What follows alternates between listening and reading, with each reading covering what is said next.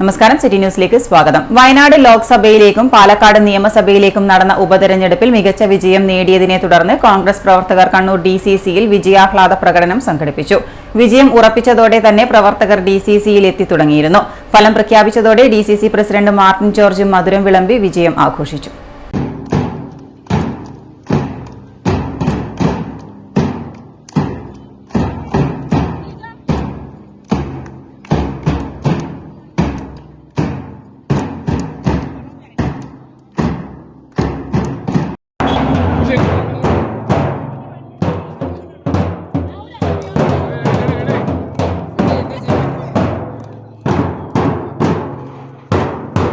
Band മേളക്കാരും ഇതിനിടെ ഇവിടെ എത്തിയിരുന്നു. CPM BJP ദുഷ്പ്രചരണങ്ങളെ അതിജയിച്ചാണ് പാലക്കാട് ഉജ്ജ്വല വിജയം നേടിയതെന്ന് മാർട്ടിൻ ജോർജ് പറഞ്ഞു. വൈകിട്ട് നഗരത്തിൽ ആഹ്ലാദ പ്രകടനവും നടത്തി. നേതാക്കളായ TO മോഹനൻ, റഷീദ് കവ്വായി, VV പുരുഷോത്തമൻ തുടങ്ങിയ നേതാക്കൾ വിജയാഘോഷത്തിന് നേതൃത്വം നൽകി.